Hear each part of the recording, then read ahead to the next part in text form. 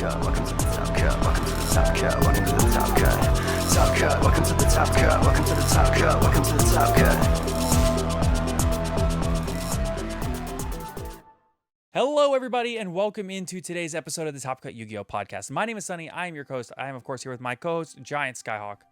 That's me. I'm a bird.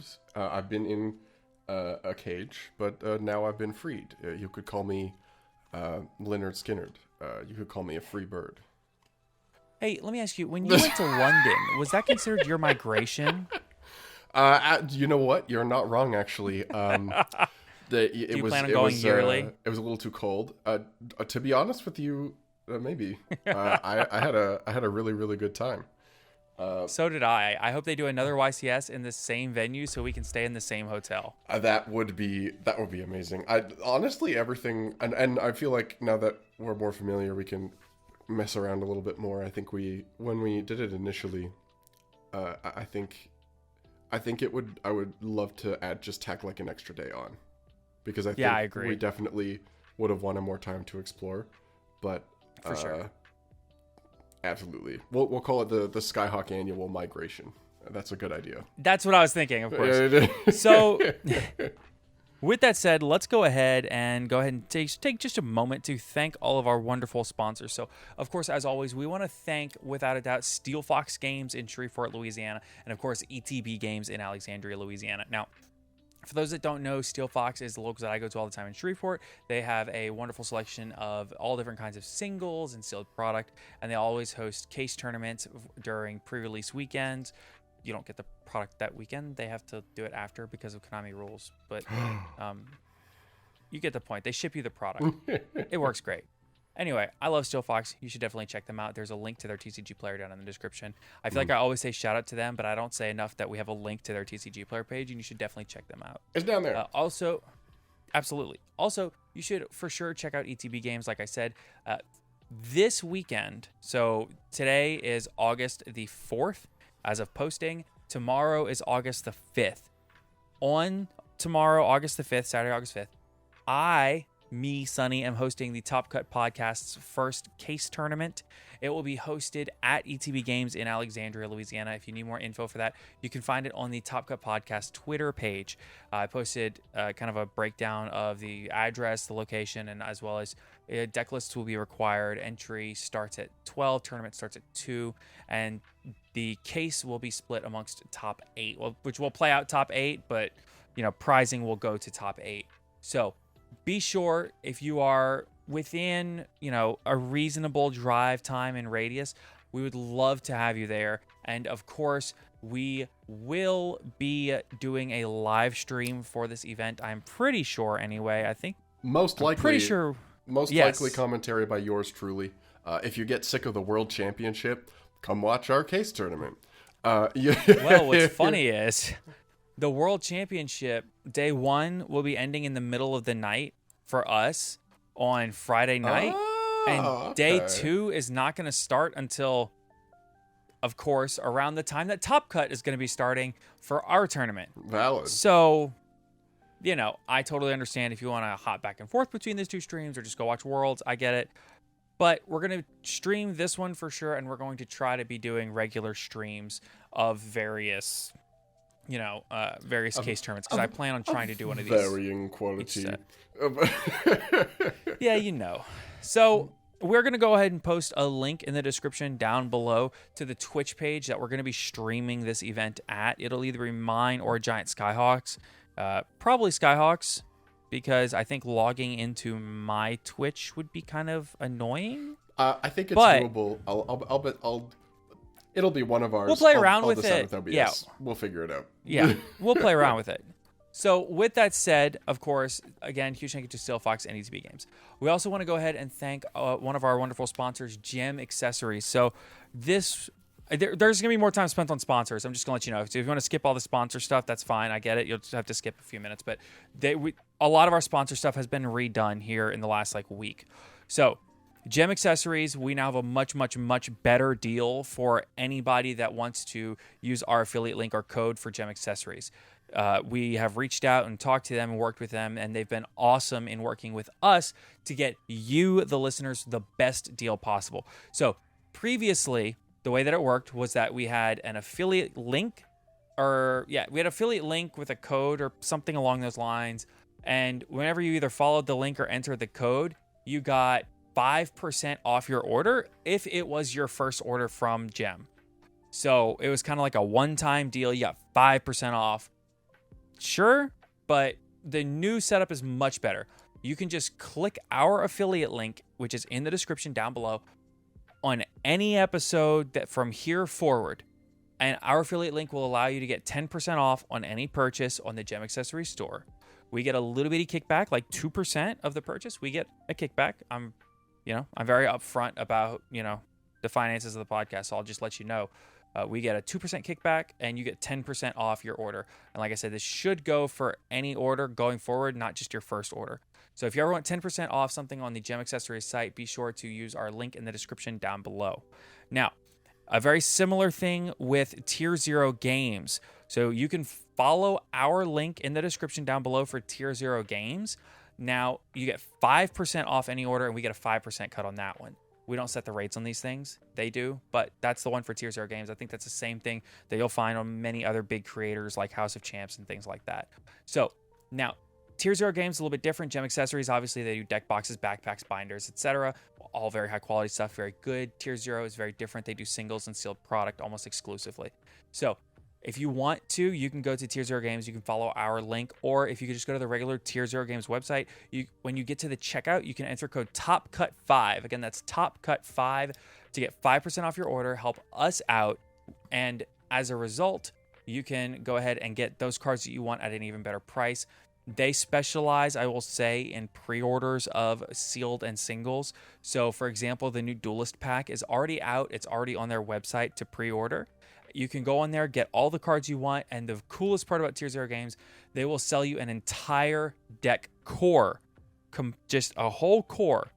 And if something sells out quickly, they bump the price by a couple of dollars, and then they relist. So, for example, the Volcanic core on Tier 0 Games had already sold out.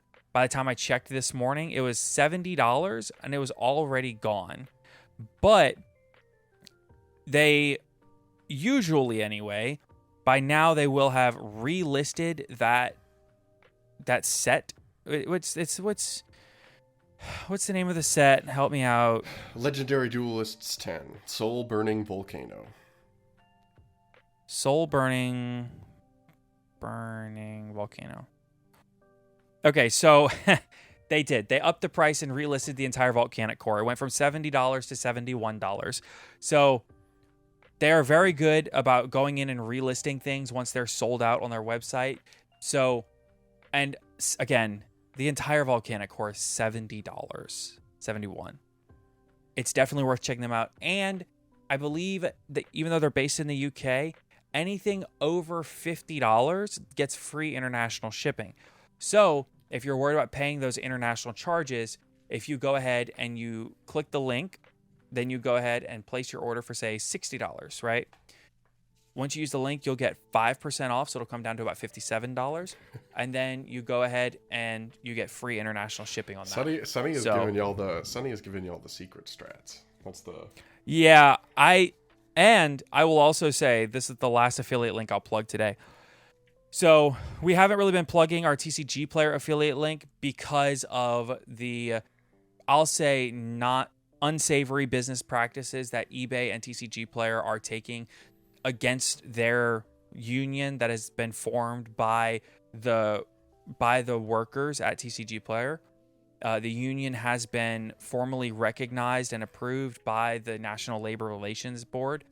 But even though the union has been approved by the NLRB, eBay and TCG Player are still illegally refusing to recognize it as an official union.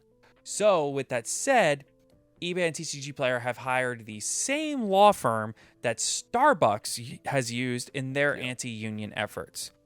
So, with that said, the union is not calling for a boycott of any TCG Player services at this time. They still believe in good faith bargaining. Their goal is to, in good faith, bargain a fair deal with eBay or TCG Player. And as such, they do not want to see anything but the success of the company, which is very noble of them and very kind of them considering the treatment that they're getting.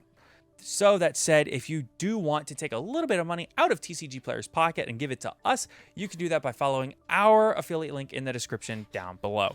There is one affiliate link you forgot to mention. You can actually get custom-sized Japanese sleeves there now. It's been around for a couple months, and that is Dragon Absolutely. Shield. We have an affiliate link with Dragon Shield in the description as well. So if you need some sleeves, that's the place. Yes, absolutely. I'm glad you said that because I definitely totally forgot that. So those are the 4 major affiliate links that we have. We have Tier 0 Games, we have Gem Accessories, we have TCG Player, and we have Dragon Shield. We are not going to be doing this on every episode, but with everything being reworked, I wanted to be very clear to you, the audience members, on exactly where we were at with those. But, of course... My role for the first 10 minutes of each episode and going forward the first 4 is just in case you miss something. I just sit here and I smile and I nod and I wave at the audience, and then if something goes wrong, I'm like, also, I'm with that. This one.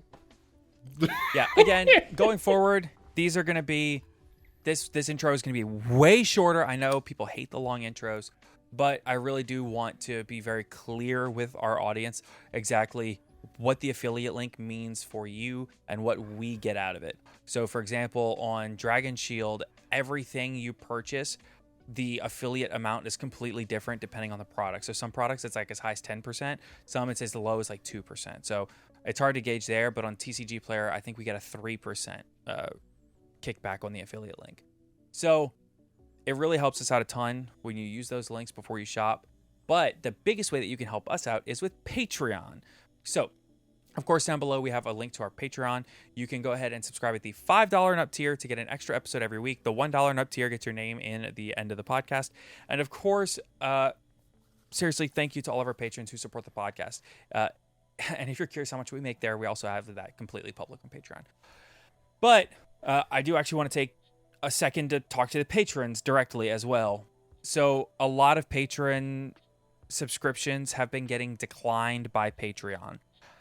I really want to let everyone know that if your payment got declined over the last couple of months, it's probably not your fault. Patreon has publicly been having some pretty serious issues with payments getting declined that should never have been declined. So they've been going very publicly on Twitter on the Patreon support account for the last couple of days, just kind of like updating like, hey, we know this is an issue, we're trying to fix this issue, it's an issue exactly here within our payment processing system, causing certain banks and certain kinds of accounts to get automatically declined for no particular reason, even when there's money in the account. So I'm only going to ask the one time because I don't want to be that guy. If you are a Patreon, please go ahead and check your subscription, because not just for us, for any creator, because it's just willy-nilly declining people all over Patreon. Mm-hmm. And so if you are subscribed to the Patreon and you are trying to get access to the honestly kind of incredibly deep backlog of additional content that we have there, a lot of episodes you will not there. Be able to access. There's hundreds.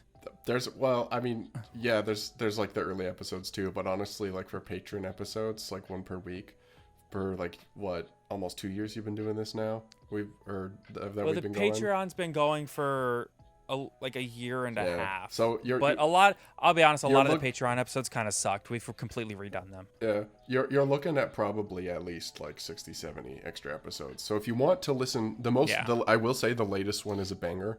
I titled it Sunny explains the plot of Futurama to a captive audience, the captive audience being me. So if you want to listen to Sunny torture me talking about a red-haired guy going into the future, sign up for our Patreon. Of course. Okay, so with that said, let's go ahead and finally get into today's content. After 14 minutes, let's go.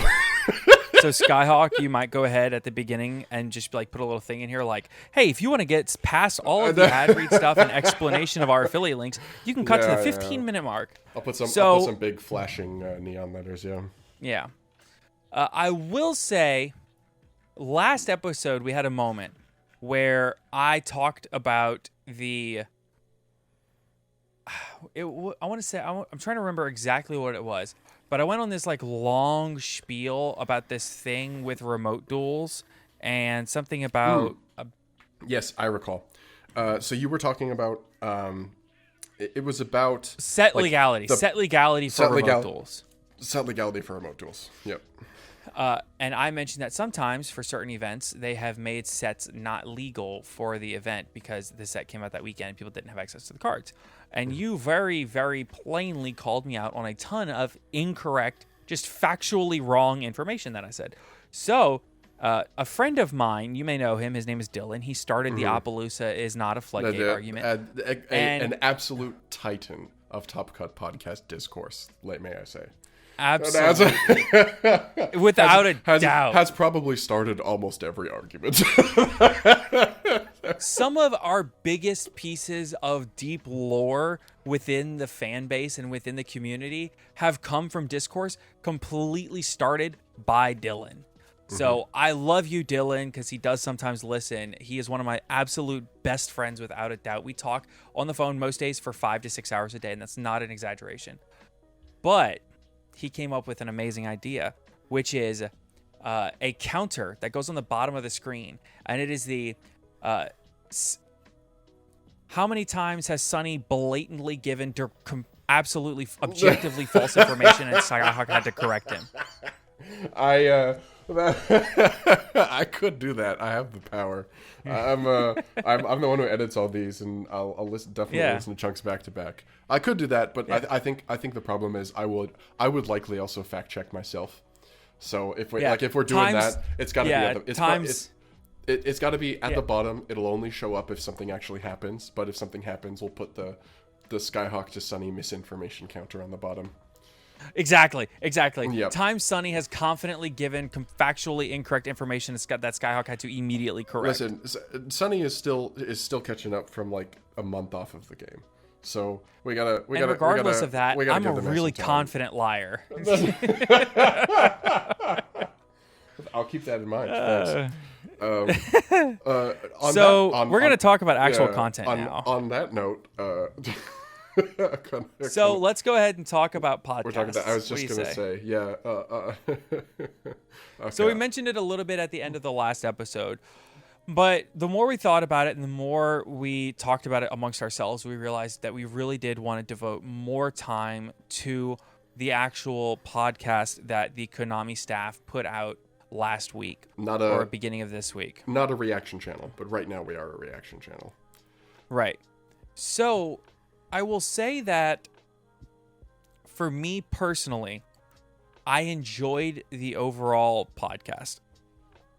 I really don't want to come into this by saying all of the things that I had an issue with to turn around and say, yeah, but it was good, right? Because I feel like it's important to set that baseline level of expectation of I enjoyed it.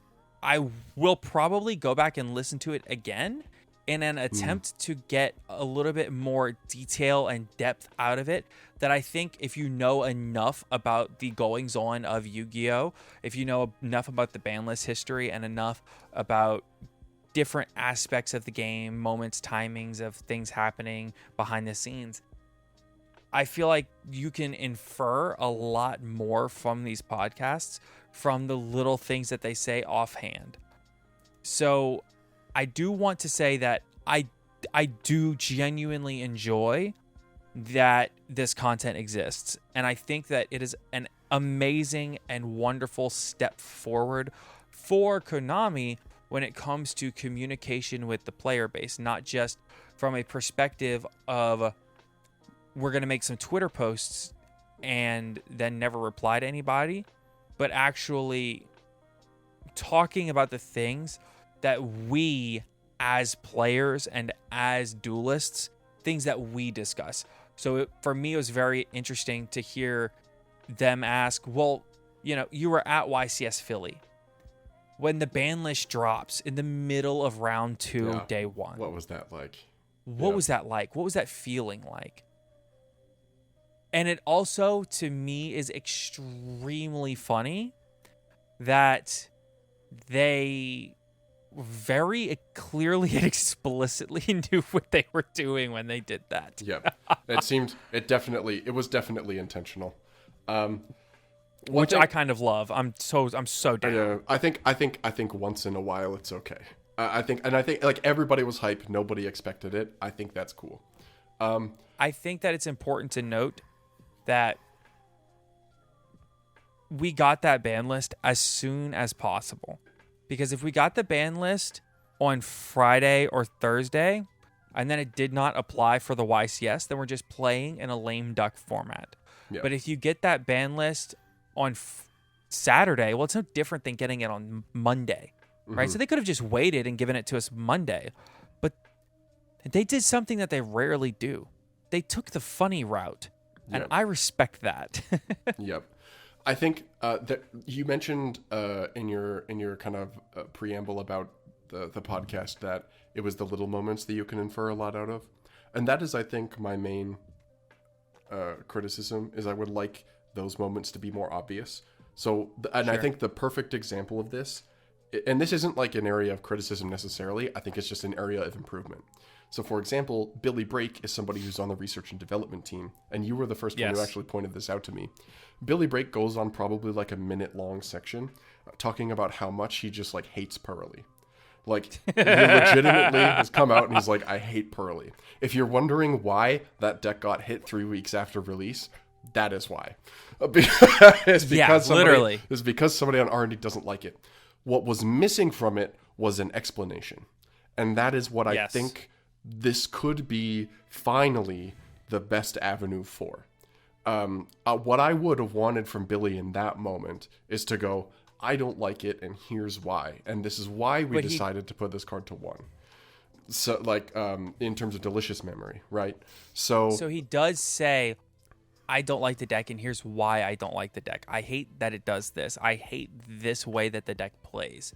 He does say that he was happy to see delicious memory to 1. Yeah, well, he just doesn't explicitly say, and I'm really happy that I made that happen. Yeah, well, that's what I want. I don't necessarily want him to be like, it was me, haha, I'm the one who did it. But I would love for that to be like a moment where Billy or Jerome or anybody who's on the podcast to come out and say, hey, so I don't like this, and here's why, and this is why, as a ban list committee or as an R&D department, we decided that this was the hit at this time. So we decided that Delicious Memory had to go to 1 because these aspects of the deck make it unfun to play against, even though it's so new. And I would love if that was the type of communication we received. I think there's lots of cool tidbits in here. Having the head of organized play on is amazing. These are people we never get to talk to. We never get to talk to those people. I did not even consider that was a position that existed within Konami. Obviously, in hindsight, again, obviously, it's a position that needs to exist. But that's a role that when I'm thinking about, okay, well, you know, who are the people that make the biggest difference at Yu-Gi-Oh? Okay, well, the R&D team, the judge team, and the head of the judge team, right? And from there, it's, you know, directors of general ideas of how they want the game to progress moving forward, right? People that have final say in things. Yep. But the people that schedule all the regionals, which it's explicitly stated, he schedules all of the regionals, they schedule YCSs, things of that sort. To me, that is absolutely invaluable information in getting a deeper look into the cogs that make Konami turn. And like you said, that's something that we've never seen before. That is a level of forward-facing, what's the word I'm looking for? Transparency that we've never had. Yes, that is exactly the word. Yep. And I'm under no illusions that this is the type of stuff that can happen very quickly. I imagine there's probably a lot of things that they can't say. Yes. But, for example, I think with Walter Jewell and Asala, who are both very, very, very skilled players. A I feel like a lot of the like I didn't like this on the list kind of turned itself around to be a positive, which I imagine they were probably told to do. But yes, it's I'm like sure. It is super nice to have people who are outside the organization come and have that conversation. Like Asala obviously has worked with them a lot, but to my knowledge, Walter Jewell is just a player. Like I think he's maybe been on commentary teams occasionally. And they mentioned in the podcast, I think, that he was going to be joining commentary booth. Like, for example, Asala basically came out and said, like, Arise Hard is a strong card. It's a problematic card. And so right.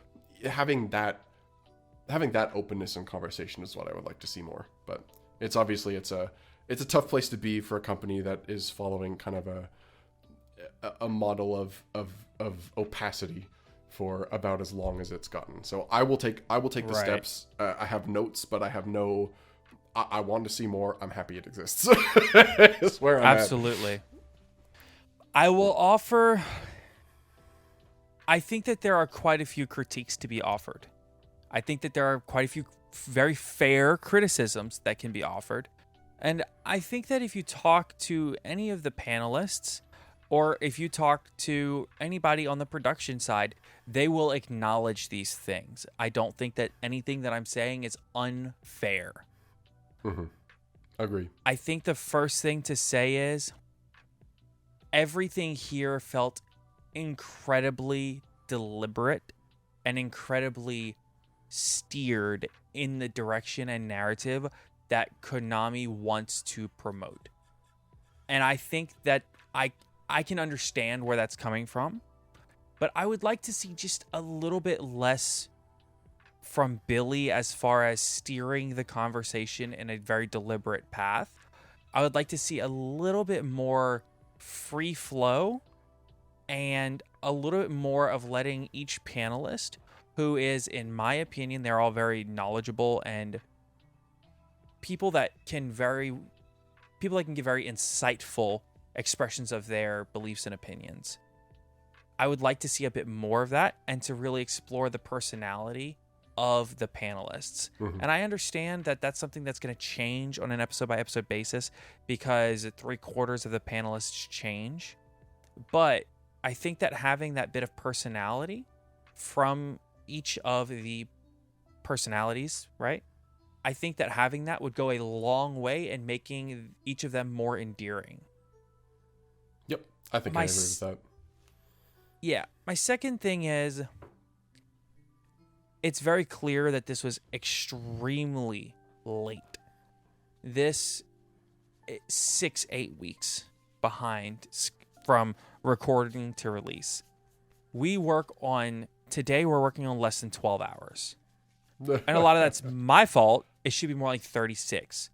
But we go 36 hours to 48 hours before release under ideal circumstances. Mm-hmm. And a lot of that is because of the fast-paced information release schedule that Konami is on a lot of the times. A lot of times the things that we say or do require very fast reactions. And I don't think that their podcast needs to be that different. I understand that a 12-hour turnaround is not possible. It's absolutely not on that level. But I think that 6 weeks or 8 weeks, this feels like something that got recorded, and then a bunch of other things came up, like the national season, Remote Duel YCS, other events, and this got put on the back burner. And while I get that, I think that it's very important that this doesn't get delayed in the future more than a week or two. Yep, I definitely agree. Like, hearing the YCS Philly talk when we're all like, that was like a billion years ago. I don't even remember YCS Philly. Like, I think that is frustrating. I think probably part of it is that they did talk a lot about Duelist Nexus and some upcoming set releases, but like Wild Survivors feels like such a long time ago for those of us who are really invested in the format. And I feel like the people who are listening to this are the people who are really invested in competitive play and the local scene and large event results and upcoming product releases. So I feel like that's the crowd you have to be catering your timing to. So with all of that said, overall, I really enjoyed their podcast. I really enjoy the content. Clearly, I am quite a fan of podcasts. But like I said, in the future, when they do more of these, because I don't think this is going to be like a 2 and done kind of thing. 1 and done I could see. 2 and done is kind of weird. So I think this will be an ongoing thing that we see from them. Or at least I very much hope that it's an ongoing thing from them. And if you ever need a panelist or co-host, hit me up. I'll fly out wherever you need me. Yeah, seems legit. So okay, well, you want to work us into the next topic? We're moving ourselves in. Yeah, this one is probably going to be on the quicker side, but the World Championship is happening this weekend. So we did want to talk a little bit about the format. Master Duel obviously is a little wild. If you want updates, you can go to Jesse Cotton's Twitter. He's been posting some pretty funny stuff. I have one kind of side point about the World Championship that I want to bring up. I just remembered this. So House of Champs actually pointed something out interesting on Twitter. For those who don't know, Konami flew out some content creators. So DZeef, Farfa, Team APS, and who am I missing? Tom Box and Nishi of MST.TV. Of course. It was actually, by the way, it's not all of Team APS. It was three members. I think it's Paul. It's Paul, Alec, and Alex. Alex. Yes, I was like, there's no way it's Alec twice. No, it's Alec and I've lost Alex. it. It is Alec and Alex. Yep. I was thinking Larry, but definitely not. Okay. Yeah. So Konami has flown them out. Now that might not be breaking news to some, because I mean it's kind of expected. There's lots of commentators and stuff. Steve Kangas is now commentating the Master Duel Championship. Is a League of Legends commentator, who also did the first year anniversary Master Duel stream. So that's interesting. But the thing to note that House of Champs pointed out is that the last time Konami flew creators out, we got Nibiru, Dimension Shifter, and Dark Ruler No More. Wow. It's a very interesting point to make. So whatever they've got going on, I never would have even considered that. So whatever they've got going on is with the timer or without the timer. There's something is happening if they're bringing people out. Anyway, I just wanted to let that simmer in your mind before we get to the last segment. But maybe we'll talk more about the timer here in a few minutes. Yeah.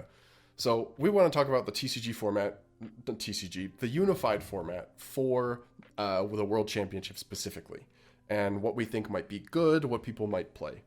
I want to touch a little bit first on like card legality.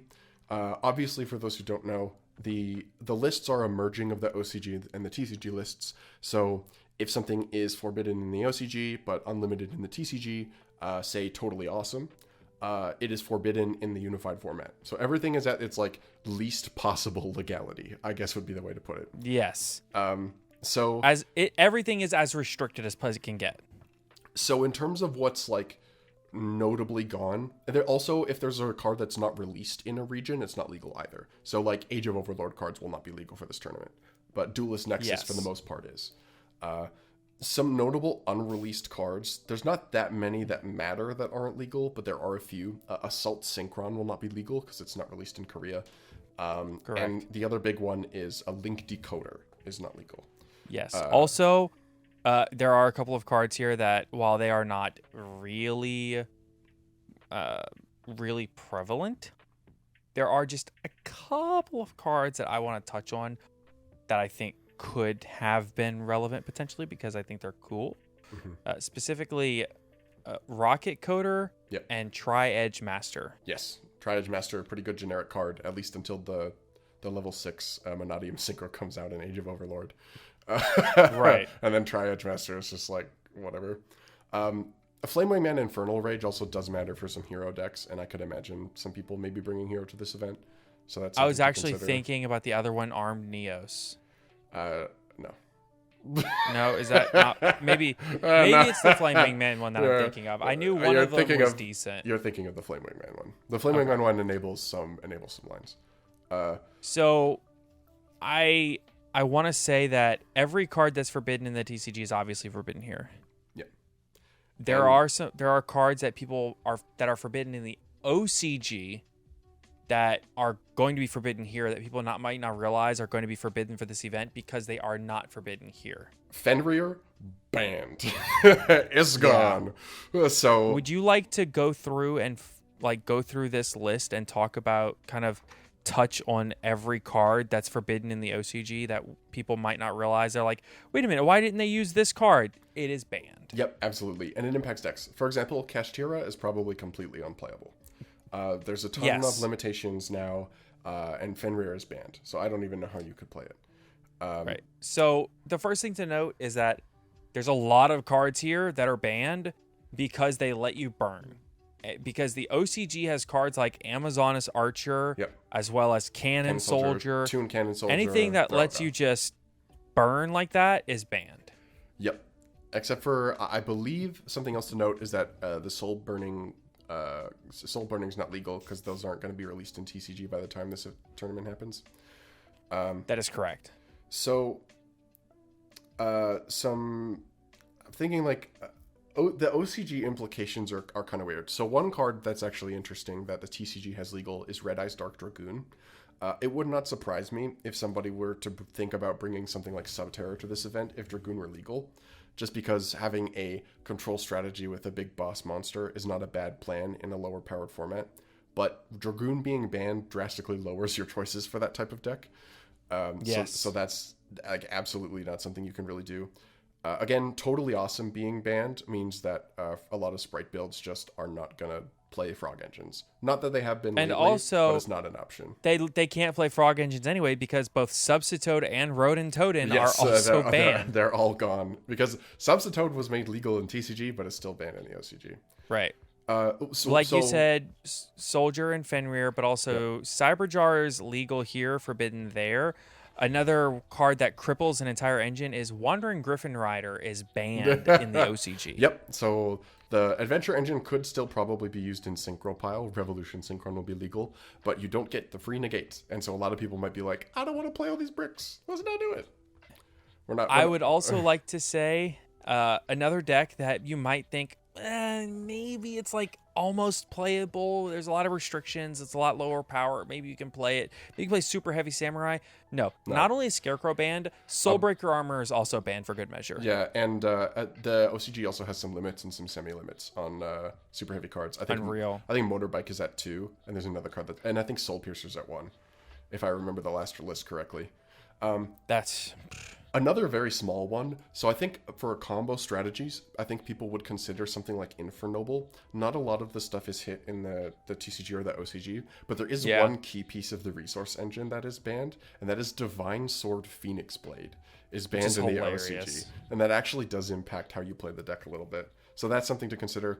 That's mostly... The only ones we haven't touched on are Magical Explosion, Life Equalizer, and Cannon Soldier MK2 exactly, but those are all just kind of garbage burn cards, and that's fine. They can be banned. That doesn't bother me. One other deck actually, so Dragon Link is something that will struggle because the Bestial Lubellion is limited in the OCG. Yeah, I was actually going through the limited list here. I'm like, wow. And Sprite, also Sprite Jet and Sprite Blue are at 1, so Sprite is going to be really hard to play. Pendulum is basically completely unplayable. Chronograph and Darkworm are at 1. It's going to be really, really hard. And there's 3 Bestials at 1 too. Druisworm, Baldrag, and Magnemite are all limited. And Unicorn, like Kashtira. Like you mentioned, Kashtira is unplayable. Girsu the Orcus Mech Knight is limited here, which is funny because it's not limited in the TCG, but it is in the OCG. But they also have Harp Horror at, I think, 2. So it's funny that Girsu is limited. Also, Sprite is really bad because both Jet and Blue are limited. Yep. Some other decks that are and Rhino Heart. Worse. Pearly has Sleepy Memory and Delicious Memory limited to 1. Now that might happen on the upcoming TCG list, but for now it's in the merged format. They both hit different spells, so that actually punishes Pearly a lot. Hero might suck. Fusion Destiny is still at 1 in the OCG. And you can't even play an anti-meta strat like Zodiac because Divine Arsenal AA Zeus is limited. Yeah. Wow, I forgot Prosperity was limited over there. Prosperity That's really is at funny. 1, and that changes like a lot of decks. So like something like Madolche that can get away with Prosperity and could be good in a lower power format ends up not being a good choice because the consistency is a lot lower with Prospect 1. I think some people might still try to play it, but that's the thing. So Fluandaries in the Magnificent map is limited to 1, so that's a hit to Flu, and Barrier Statue is banned. Not only is Sprite Blue and Jet limited, Starter is also limited. Starter is at 1. You are correct about that. Branded Fusion Mask is limited. Change 2? Branded Fusion is at 1. And as is Branded Opening. So Branded is not going to be very good. Mask Change 2? Yep. Mask Change 2. Yep. It's the OCG has that limited because of generic Dark Law access was becoming a problem over there at one point. And Runic Fountain is limited. And Runic Fountain to 1. So as you can see, there's a lot of stuff here that is hit. So the question then becomes, what is actually good? So there are, I think, 2 decks that people are mainly talking about, and then I have another couple of interesting picks that might be good. So I will say, I think that I can list off about 5 or 6 decks that in this low power ceiling of a format are extremely good. Yep, there's 3 that I have in mind. If you want to name some, go for it. Sword Soul, Fluffle, Dino, and Tri Brigade. Okay. Actually, the answer is Labyrinth. The answer is actually just Labyrinth and Eldritch. But I had one of those on my list. Yeah, so I think you probably had exactly Sword Soul on your list. Yes, so Sword Soul and Labyrinth. Sword Soul is just completely unhit. Like, it has almost no hits on this list at all. It's only Protoss. And like Protoss was already banned in the TCG, so who cares? Like, Sword Soul looking really, really good for this. And again, Labyrinth as well, also looking very, very strong. Well, I should note, Sword Soul is Protoss is only banned in the TCG, and that is the only hit on either list. Protoss is not banned in the OCG.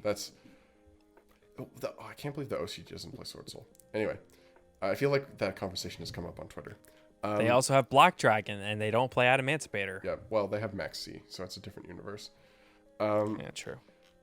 One of the interesting bits, so Labyrinth obviously is like almost completely unhit. It's like Prosperity is hit, so you can't play that as much, or you can just play the 1 with some extravagances. So that makes the punishment builds a little bit worse. And Skill Drain is at 1, so the Floodgate build is a little bit less potent, I guess. The Labyrinth, like, otherwise, like, the engine is totally unhit. I could see Furniture Lab doing really well. The other deck what about Sky Striker? Engage it 2. I think they still have some weird stuff on the list. No, they have Hornet Drones limited in both. Yeah. So I don't know about that. I think obviously Sunseed Jess is going to be there. I would be floored if Sunseed Jess was not playing Rika Sun Avalon. That deck is that's obviously going to be there. That deck is completely unhit, and we know it will be represented by probably the best player to ever touch a plant card. Yes. So that's going to be there. I do not think Dinosaur will be great. Because of Misk at 1. I think Misk at 1. You could definitely play it blind second. Like, all the staples are definitely there. It's an option. I've actually been doing pretty well on blind second in the TCG format right now. I don't think Tri Brigade is going to be that good. Fractal is at 2. And I feel like a lot of their payoffs are a little weird. And the better build of Tri Brigade is like Tri Sprite, and Sprite is so neutered that I don't think it would succeed. Although Tri Brigade Lyralist could do well. There aren't a lot of restrictions on that deck, aside from Fractal to 2. Fluffle, I think, is kind of hit by so Foolish Burial Goods is at 2 in the OCG, and that is actually like a absolutely gigantic, massive hit to the deck. And one other thing is that Toad is banned, so playing the deck going first gets a lot worse. You can see that from Master Duel results, generally speaking. So I think the format is Sword Soul, Rika, Labyrinth, and then I think for Rogue, I think somebody could bring Madolche. I would not be surprised if like an Earth Machine build also showed up here. Earth Machine is completely unhit. And that deck has a lot of strong pieces. Oh, well, I was going to say, a deck has gotten a regional top recently, and, like, I could definitely see some random person bringing it because they thought it was funny, but never mind. I just remembered Dragoon is banned in the OCG. Dragoon is banned, yeah. No Dark Magician. One thing to watch out for, I would not be surprised to see somebody be like, hey, all the Unchained stuff is legal. And then that is true. That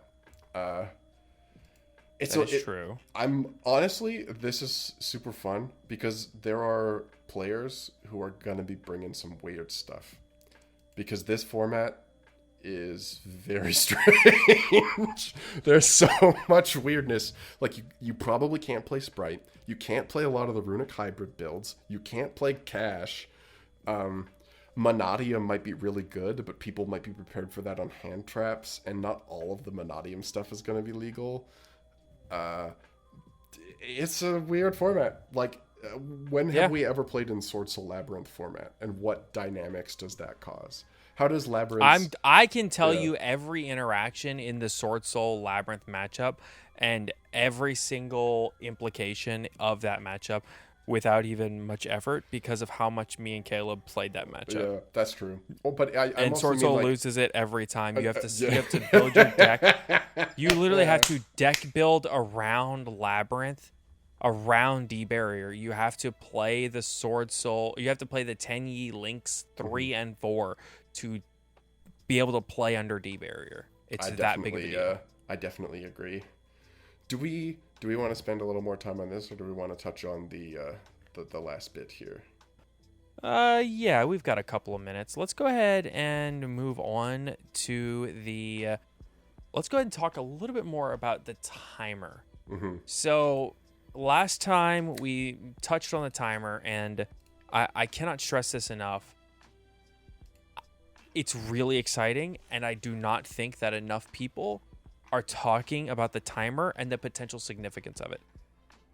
Sure, it's very cool that the last time they flew content creators out, they had this big reveal of Nibiru and Dimension Shifter and Dark Ruler No More. Sweet. Cool. Epic. I don't think that's what this is. They could also do that, but that's not what this timer is. Yep. The more I think about it, the more I genuinely believe that this announcement is format unification.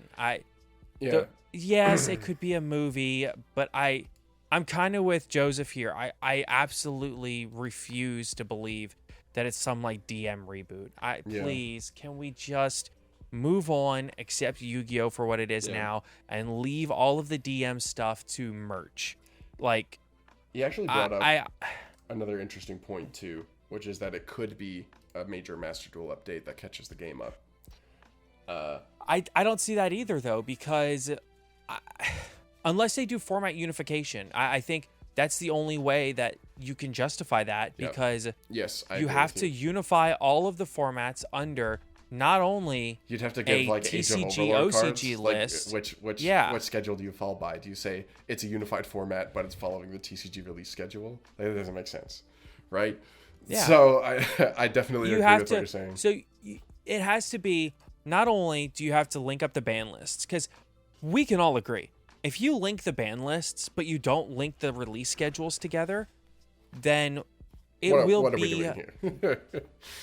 be one of the worst moves they've ever done. And if you link up the release schedules but not the ban lists, well, that's arguably even worse. So it has to be one united front on all aspects of it. That includes the ban list. That includes the card pool. That includes Master Duel. I cannot stress that enough. This needs to include Master Duel. Yeah, and I'll go back to what you said in the previous episode of there seems to be a through line of moves that have been made over the last 3 or so years, or even 2 years, where you can point and go, it seems like they wanted to do this a few years ago, but COVID got in the way, whether it be printing issues, whether it be development issues because of people having to be out of the office, or have people, just the difficulties of working a creative design-based job. Yeah. That, I think requires not just an average amount of collaboration, but an enormous amount of day-to-day collaboration. Yep. When you have everybody separated where they can't collab at the same level, I think that makes that a lot more difficult. So COVID really gets in the way of the design process of the game, and it requires such a massive amount of synchronized communication to make something like this happen at every level. And if they do this, it is a massive undertaking, and we need to give them an immense amount of credit for it. And if they don't do this and they're just announcing more merch, we need to flame them very hard for taunting us. Yeah, I think a couple of caveats here. One, this is mostly baseless speculation. A lot of it is just kind of piecing together little bits of stuff that we think about, and I'll explain a little bit about my Master Duel thesis, if you will. But the other thing that I want to point out is, like, I think we could also be setting the expectation for this to be really high. Like, I hope it is something that applies to all the regions. I hope it is something that applies to Master Duel or the card game. And I hope that it is something large enough that it is actually worthy of a timer. I don't want it to be a DM reboot. I think a movie would be cool, but it would be nice if this was something to do with the card game, seeing as it's the World Championship where people are playing the card game, and not Jump Festa, where the audience is more of the anime side of the community, which is perfectly valid. Yes. If you're like a mainly an anime person, absolutely, totally fine. We're glad to have you along. Super sick. But I would love for this to be a card game focused announcement. For the release schedule thing, I think almost everybody was confused about the state that Master Duel released in. And it didn't really start to make sense for me until the timer came out and we started thinking about the possibility of format unification. Because there would be I cannot possibly think of a logical reason to release it in that state, like 9 to 10 months behind the TCG and like even further behind the OCG, with a weird unified ban list that didn't make any sense, with a game that was clearly unfinished. Or at least in terms of like the little bits and pieces in the polish, aside from the simulator, right? There would be no reason to do that unless they felt like they were forced to do that because of the pandemic. And I think the goal of Master Duel was supposed to be the thing to help unite the formats.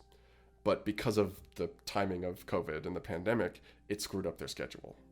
So I think this could be using the 25th as a way to be like, we're starting the process, we're getting it in line. The thing that has me the most like big think is on the timer page. It says like celebrating the anniversary in February 2024. I have to think that whatever the timer is for, there's a reason that date is on the page, in my opinion. Yes. I think not only will I take everything that you said forward and also reiterate the printing of the Asian English set, reiterate the simplified Chinese, and reiterate when we talk about the World Championship of the Yu-Gi-Oh! Trading card game, I think it's important to contextualize what this is. This is the ultimate unification moment of all aspects of competitive Yu-Gi-Oh! This is not just the time of year where they do anime announcements and they do Rush Duel announcements and things of that sort. That's not what this is. This is not a casual event. This is competitive. This is the height of competitive Yu-Gi-Oh! This was always intended to be the very pinnacle of competitive Yu-Gi-Oh!